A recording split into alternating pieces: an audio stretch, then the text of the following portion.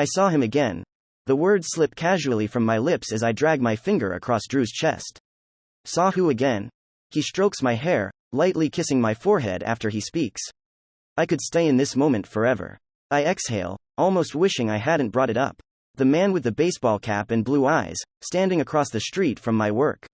He rolls onto his side, cupping my cheek in his hand. Well, I think it's best if you just continue ignoring him. His hazel eyes are dazzling in the glow of the sunset coming in from the window. He presses his lips to mine, and the butterflies alone are nearly enough to make me forget. Yet, as he gets up to shower, my mind drifts back to the mysterious man once more. He looked so desperate to speak to me, like he would have stepped in traffic if I hadn't turned away. I'd seen him 3 times now, and each time I've wondered more and more about what he had to say. The night passes by and I wake to a loving note on my pillow from Drew, letting me know he was off to work and would see me later. I could just lay here and swoon at the thought of him. The sun is shining once more, warming the exposed skin of my leg. It's supposed to be a beautiful day, and I smile as I swing my legs over the side of the bed. Things have been so wonderful lately that it's hard to describe such a feeling of joy. Drew is the most handsome man I've ever seen, and on top of that, he's compassionate and funny. Truly the whole package. I'm steadily climbing up the ladder in my advertising career, and I rehearse asking my boss for a raise as I brush my hair in the mirror. I know he's going to say yes, since he'd already brought it up to me himself. The person looking back at me in the mirror smiles as I think about it further. An image of the man with the baseball cap flashes through my mind, and that smile drops from my face. My stomach twists as though something is wrong, full of dread. I can't even recall the last I'd felt such a feeling, and it catches me off guard. He's slightly older than me, the man, and I still wonder about that desperate look in his eyes. I push the thought away, not willing to let it ruin my morning. If I slip on the outfit hanging on the closet, I'll have just enough time to go to my favorite coffee shop before work and read a few chapters of my new book. I just made it into the shop, and was sitting in my favorite corner, when I see him again. He's standing across the street. His eyes are a piercing blue, and his clothes are rugged in comparison to the world bumbling around him. He's staring at me, the same way he's stared at me every time I'd seen him. I start to collect my things, but just as I'm standing to leave, he's standing right in front of my table. "Allie," he says, "you need to wake up." I was taken aback, not understanding his tone or his sudden approach. "What do you mean? You're living in a dream world. None of this is real," the man said. I shake my head, fear building up in my chest. "What are you talking about? This is my life. It's real." I think back to Drew, my job, the smell of coffee wafting across the shop even as I sit here. The man sighed. "It's not real. It's a simulation. If you don't wake up, you'll die." He's pleading with me. Those eyes, once more, seem so desperate. He gestures around me as I continue to shake my head, not wanting to believe it. Yet, as I glance around, I start to notice small things that don't look like they should. The clock's numbers are wrong. The people here are people I've seen before, and I realize that I see these same people every single day. My heart starts to pound as I look back at the man. "What are you doing? What's happening?" He only shook his head. "You're starting to become aware. The haze you've been in is lifting, which is why things may look a little different." I feel the tears well up as I think of just this morning, and how Drew so gently kissed me. What about Drew? Is not of it real? The table creaks as he leans against it, another detail that makes it so hard to accept how this could all be fake. None of it is real. Drew isn't real, he's just another part of the simulation. Please, Allie, just think hard about your life leading up to this point.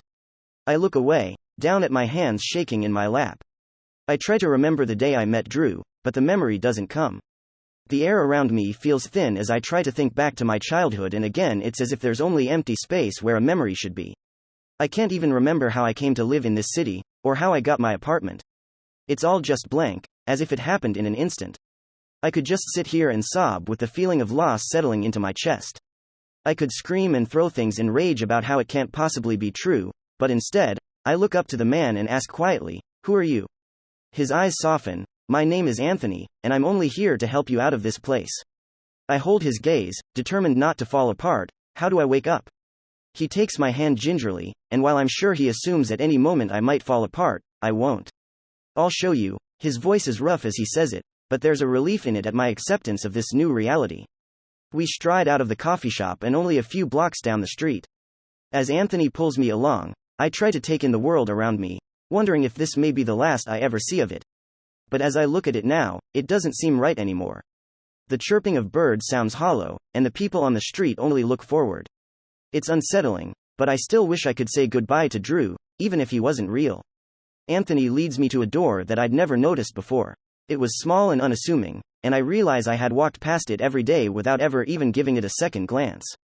Open the door, Allie. Anthony's hand is pressing firmly against my back, pushing me towards the door. I hesitate for a moment before slowly pushing it open, stepping through and finding myself in a dark room. The door slams shut, and Anthony's breath is warm against my shoulder as he steps up behind me. One by one, lights flicker on in the room, illuminating a room full of screens and white walls. It looks like something out of a science fiction movie. What is this? I'm breathless as I ask, not sure how to even move forward. This is the control room. He steps forward. This is where they're controlling your simulation. What do I do? Where do I go from here? I'm running my hand over the cold metal panels along the walls, when I look up to see that Anthony is frozen in place, looking straight ahead. I follow his gaze and feel my stomach sink.